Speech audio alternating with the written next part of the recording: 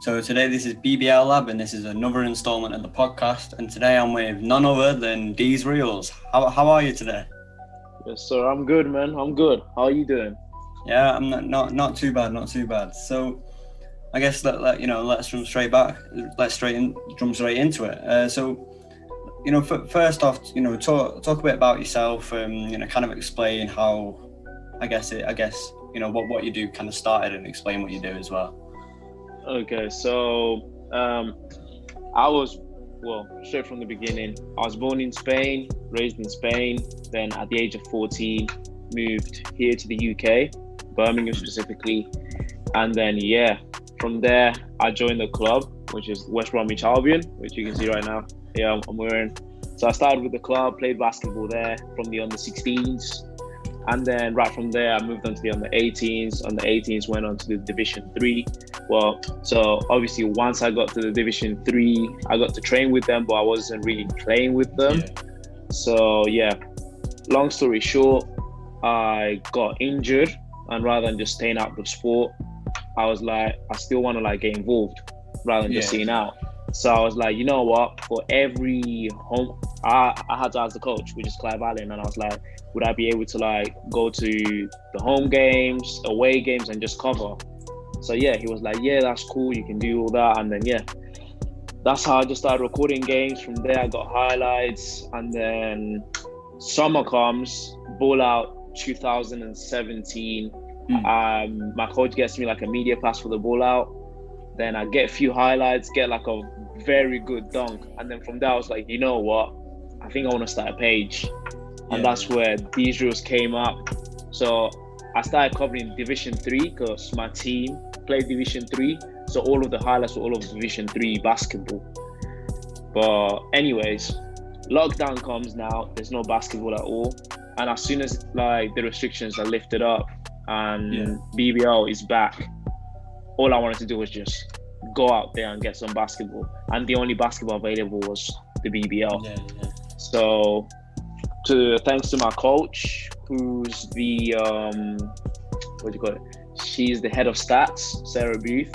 She was able to get me into my first few BBL games. So from then on, I got to meet Pete from Leicester Riders, and then that's where we are right now. I just keep going to games and all that. So just saying, you briefly mentioned, and I was looking through your page, and I noticed that it was, I guess, D3 basketball, and I was going to ask, what made you want to change from doing D3 to then covering BBL like you are now? I mean, my main aim with the page was just to get exposure to kids, players who don't normally get any exposure, because the BBL, they've got YouTube, they've got different platforms to put their stuff out. They've got people to video them. Division 1, most of the teams now get media to cover them, or at least a photographer. But when it comes to Division 3, ABL, and some EABL teams, there's literally nothing. There's talent, but no one's seen it. So my aim was to be at those places, the good games, big games, and just give some exposure to these kids that are getting nothing.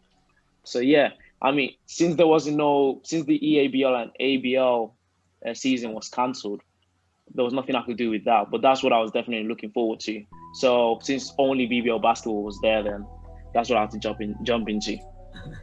Okay, so DezeReels, what was the process, I guess, behind the name? Okay, so my name is Derek, and then my surname's Eze.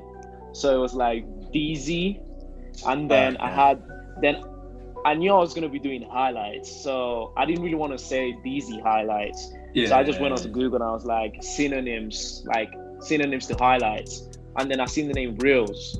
So at first it was DezeReels, and I didn't really like how it sounded. So there was one day I went to practice, and then I was pitching out my ideas to one of my teammates, and then we was just talking, and all of a sudden he just said DezeReels, and I was like, wait, what did you say? He was like, DezeReels, and I was like, yo, I think that's it. We're gonna have to stick with that. So literally, just from repeating it, that's how it just came up. But yeah. Okay, so I guess, you know, as you've been covering the BBL this year, you know, you've watched a lot of games, and you know the talent this year, you know, there's a lot of talent. So who would you say the league MVP is? Because there's a few candidates right now. So Yeah, I mean, before I answer that question, I will say I was one of those people who didn't watch the BBL, even though I played in England. Like, I'd watch the NBA, watch NBA highlights, and all of that. But BBL, I never got to watch. So I don't feel like I respected it. But when I got to watch it in person, I've got to say, there's so many people that are just missing out on basketball here. But as for MVP, I've got more than one. I can't just say one. For me, right now, the top two at least would be Ramon Fletcher and Geno Crandall. Those are the main two so far. Geno Crandall, he's a highlight machine. Like, every game I go to, he's always got something to give me. Like, sometimes I'm like, why is Geno Crandall always on my page? Like, every game he's got something crazy to give me. And Ramon Fletcher, damn, he's just like, he makes a difference to his team. I'd say those are the two main ones right now for me. Well, I know. Well, I'm a Giants fan. I'm not sure if you were at the game yesterday, but you did. You know, Ramon Fletcher does some crazy stuff. I think last game he did some like nutmeg pass or something. And, Ramon Fletcher's crazy. So it's just crazy. And he's a motivation to like any player that doesn't really have the height requirement. Not even height requirement, but he like makes you believe that you don't have to be that tall to be so good at basketball. As long as you're good and you work in your craft, that's what should matter, not just being tall. I was going to ask, because it seems like, you get your highlights out pretty quick. It seems like the game finishes and maybe half an hour later, your highlights are out. So is that something that you've learned, and it's kind of after doing it so many times, I guess it's second nature to you, kind of thing? Definitely. I would just say just doing it so many times has just made me improve, and that's like I've sort of got like certain things that are saved onto my editing software. So rather than me having to look for it from the scratch, like it's already set there. But when it comes to like cutting highlights, compared to when I started, when it would take me like a whole day or like 5 hours, now it's like 30 minutes or an hour max. So it just comes down to repetition, just every day doing the same thing. So Okay, so I've got two fan questions, and then we're gonna do kind of, I guess, a quick fire set questions. So one of the fan questions is, who does DezeReels support? Okay, obviously. So the team that I support, and I've got to say I love watching every time, is, I can't say, sorry. I thought I was gonna get some out. I thought I was gonna get a bit of inside information. I had to do that, so in case you wanted to make a trailer, you could just cut it right there. But I'll do that now. You've given me an idea. I mean, I'm human. I know who I enjoy watching, like the team I enjoy watching, but in order to keep DezeReels at the top, I've got to stay as neutral as possible, even though it's hard at times. Even at games, my reactions say too much. I've got to keep it inside, but I'm still working on it. I just love this game too much. That can be my title now. Find out who DezeReels supports. 100%. So the other fan question is, what's your ambition with the page? I mean, your career, I guess. Okay, so definitely promoting British basketball. Like, where it is right now, it's good, but I feel like it could be better. Because there's talent out here. Not just BBL. There's so many kids out here that are doing craziness on the court, but no one knows about it.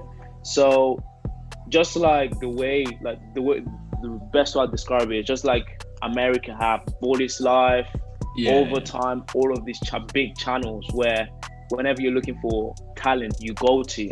I'd want DezeReels to be one of those channels. And obviously, I can't do it by myself. So obviously, in the future, I'd be looking to like expand, have people go into different games around the country, covering and putting it out there for everyone to watch and to know.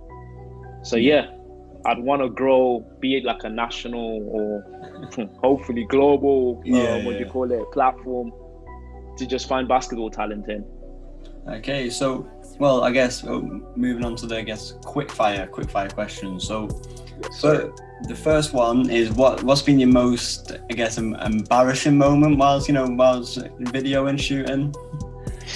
I think Lee, Lee from William Lee from the Leicester Riders at the London Lion games. He dunked the ball on someone, and then I dropped because I watched it. I was literally looking at my camera. I dropped back on my ass. Well, he's a big guy. So And so, what's been your best moment, or your best highlight, I guess, to shoot? My best highlight, I would have to say, Justin Gordon dunking it on Udozie. From Bristol Flyers. That was crazy, I would say. Oh, no, I'm sorry. I'm going to have to take that back. The Geno Crandall pass.